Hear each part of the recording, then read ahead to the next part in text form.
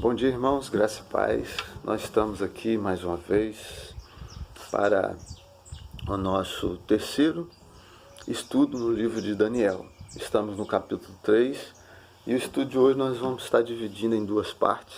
Hoje nós vamos fazer um pouco diferente, né?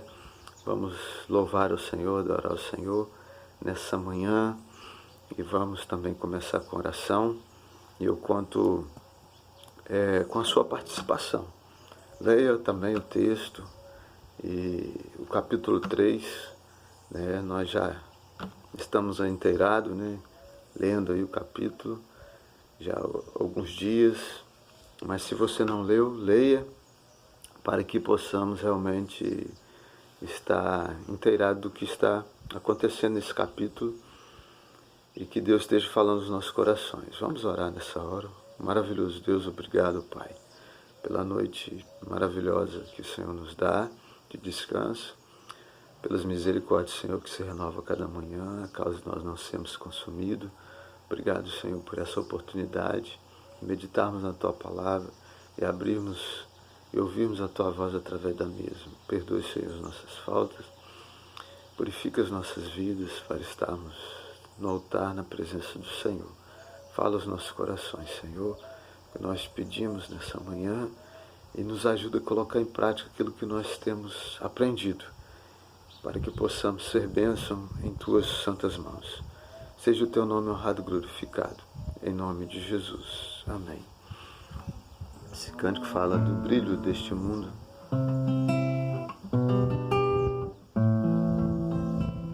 Que tudo há de passar, né? Que vai permanecer é o poder e o amor de Deus.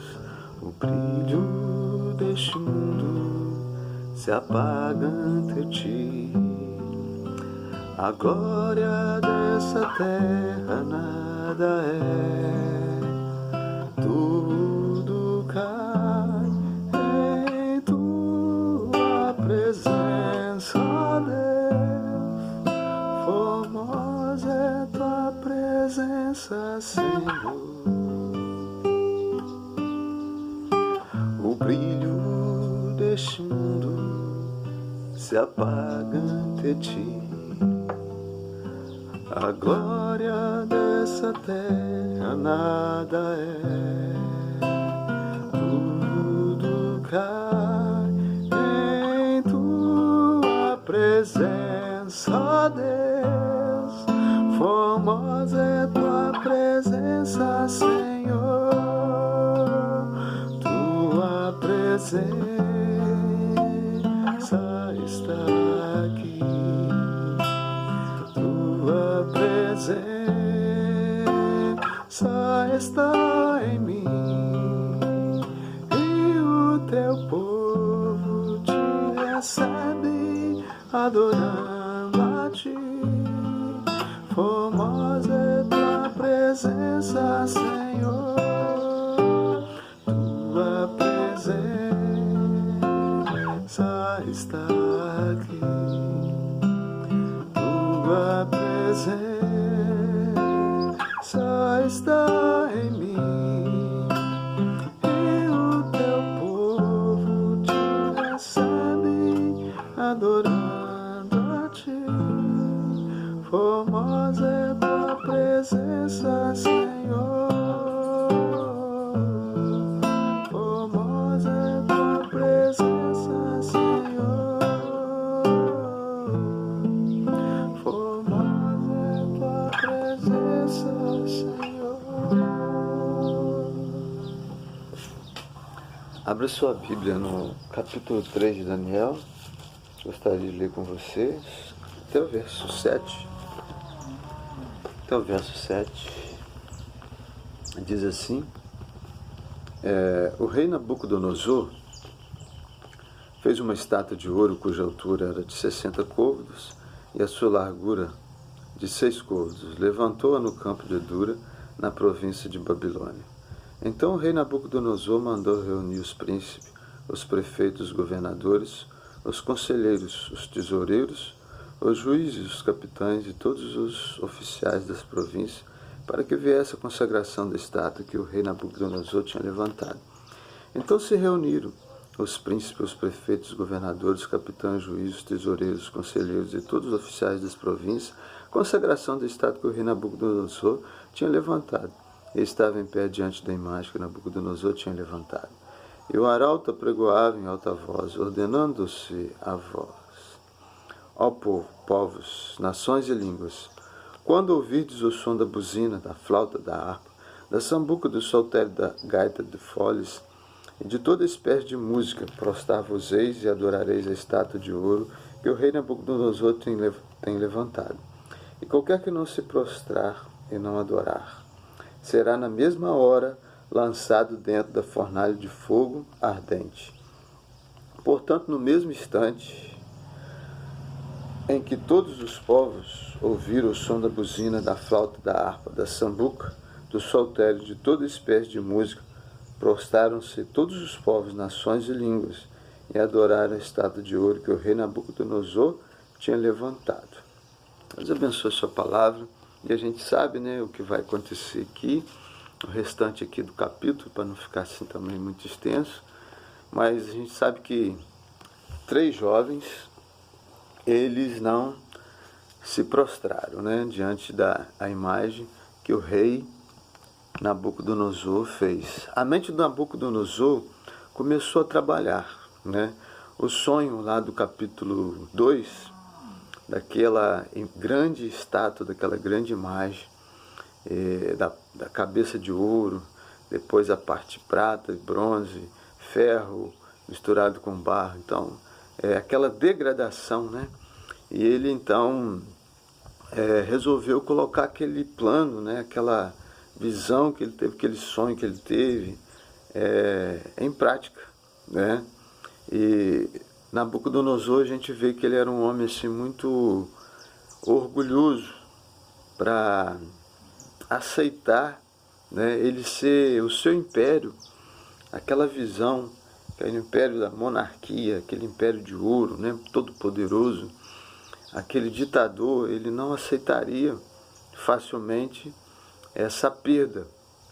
E ele então resolve fazer uma réplica muito melhor daquela imagem que ele viu, né? E ele não aceitaria perder, né? E o seu reino substituído por impérios inferiores, né? Nem haveria pedra que esmagasse essa imagem melhorada, antes uma grande multidão prostrada em submissão aos seus pés. Talvez ele tenha pensado que com esse ato e ritual ele poderia mudar aquela profecia no mundo espiritual. É possível realmente que Nabucodonosor ele tinha uma experiência com o ocultismo, com o mundo espiritual, né? Infelizmente, para o mal. Historicamente, a gente vê isso em vários impérios, Império Assírio, com Nirode, Império Babilônico também, no Império Egípcio também, Império Grego, essa intimidade que os imperadores tinham com o mundo espiritual, com as entidades, com seus deuses, com Satanás, com os demônios, né? E creio que com Nabucodonosor não foi diferente. E a gente percebe isso assim lendo o texto. Ele pensando assim, poxa, eu poderia fazer algo assim muito melhor, que não pode ser substituído ou destruído. O meu reino não pode ser substituído por um inferior. Quem sabe, né, eu agradando Marduk, né, que era chamado de Bel também, é um falso deus, né, uma entidade demoníaca daquele império, um principado daquele império, que era adorado, né, pelos babilônicos e por Nabucodonosor, que era ali aquele ditador e que reinava naquele reino, um reino poderoso, cabeça de ouro, simbolismo também do leão, e esse império. Então Nabucodonosor começou a pensar, eu posso mudar talvez isso, talvez, né, parafraseando, ele poderia ter pensado nisso. No mundo espiritual isso pode ter um efeito quando todos serão obrigado a adorar a minha imagem toda de ouro que eu irei fazer. Então ele pensou nisso e ele começou então a planejar isso e ele fez. Né? E a parte, né, história, veio aquele momento ali da consagração daquela imagem, no verso 1 ao 7, né, que a gente leu. Tudo estava preparado para consagrar aquela imagem, né? E as pessoas iriam se prostrar e adorar. Havia ali um momento assim de muita música, né? Muita música, um momento de celebração, um momento de festa. E a imagem de ouro, ela tinha 60 côvados de altura. Né? O côvado ele é variável, né? De 45 a 50 centímetros, nosso centímetro. Então essa era uma grande imagem, uma grande estátua, e 6 côvados de largura. Seria então do tamanho de um prédio de 10 andares, né? E bem mais alta se colocado sobre um pedestal. Seria visível a vários quilômetros daquela planície. Foi promulgada uma cerimônia de dedicação com todos os oficiais. Estava ali todas as pessoas importantes, como a gente leu aqui no texto, né? Os oficiais, os juízes, né? Ali os militares, todos, né, que faziam parte ali, né? Os sábios, os astrólogos, né? Todas as autoridades estariam presentes ali. Mas é interessante a gente perceber que onde estava Daniel? Né? Você parou para pensar? Daniel não estava aí presente. Onde ele estaria? Penso que é possível que Nabucodonosor tirou Daniel de cena, porque Daniel era, né, um político, né, uma pessoa ali de grande importância no reino.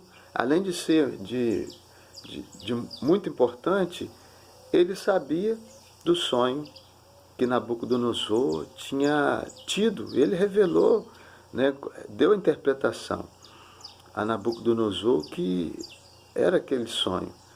Então, Daniel com certeza não ia se prostrar. Ele iria frustrar os planos do rei. Ele seria alguém que não ia se prostrar diante daquela imagem. Então Nabucodonosor, sabiamente, astutamente, né, ele já pensando nisso, é possível que ele arrumou algum trabalho para Daniel. Ele mandou Daniel para outro lugar para tirasse Daniel ali de cena. Mas Nabucodonosor não sabia que quando, né, Nabucodonosor planejou em matar todos os sábios que não interpretassem o sonho do rei, Daniel compartilhou, né, com seus amigos, com Ananias, Misael, Azarias, Sadraque, Mesaque e Abednego, para que eles pudessem orar. E Deus então deu a interpretação do sonho e Daniel compartilhou com seus amigos. Mas Nabucodonosor, ele não sabia. E aquele jovem sabia, ele sabia a interpretação porque Daniel compartilhou com eles. Eles eram amigos, né, íntimos, amigos que andavam, né, juntos ali, que serviam a Deus juntos, que resolveram no seu coração a não se contaminar. Então eles estavam fechados nesse propósito, né, de serem fiéis ao Senhor. Então, ele sabia que Nabucodonosor estava em rebelião, em rebeldia contra Deus, fazendo aquela imagem ali. E por isso eles não iam se prostrar. E havia um ambiente ali de música, né? E eles iam tocar música, naquele som daquela música, e todos iriam, né, naquele som, algo assim agradável, né? Iriam se prostrar e adorar aquela imagem. Então, segundo ponto que eu aprendo aqui, a primeira parte foi a parte histórica que a gente contou aqui. A segunda, fique de pé para ser contado. Né? Será que nós estamos de pé para ser contado ou não? Será que nós estamos nos prostrando diante daquilo que o mundo tem colocado? Diante daquilo que Satanás tem colocado neste mundo e a multidão está se prostrando? E como nós estamos como cristãos, como servos de Deus, estamos de pé, Deus está nos contando, estamos sendo contados por Deus, estamos de pé, não estamos nos prostrando diante das coisas que o mundo tem colocado, que o inimigo tem colocado. Entre muitos jovens israelitas, somente Ananias, Misael e Azarias tiveram a fé e a coragem para continuar de pé e serem contados por Deus. Êxodo 20, eles conheciam a palavra de Deus. Êxodo 20, verso 4 a 5, fala que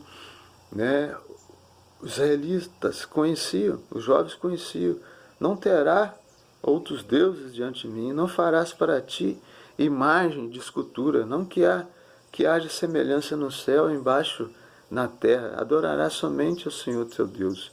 Deus é Espírito, importa que os seus adoradores o adorem em espírito e em verdade. Nós não podemos ver Deus, mas sabemos que Ele existe e adoramos a Deus pela fé.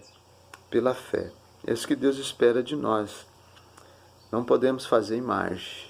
Isso é claro na palavra de Deus. Nem se prostrar diante delas. E o rei ficou assim, furioso. E algumas pessoas, aqueles oficiais, falaram: tem algumas pessoas jovens, dissidentes, que estão aí arrumando problemas, são problemáticos, não querem se prostrar diante da imagem que o Senhor fez. E o rei então resolveu, falou: mas como que pode? Nós demos tudo, essas pessoas, esses jovens, eles têm posição, têm tudo aqui na Babilônia, e eles contribuem assim, dessa maneira, criando problema, revolta, mas eles estavam realmente decididos a não se prostrar. E o rei então resolve dar uma segunda chance a eles, teriam uma segunda oportunidade. Vou dar mais uma oportunidade para vocês. Na hora que a música tocar, vocês vão se prostrar, vocês vão ter essa oportunidade.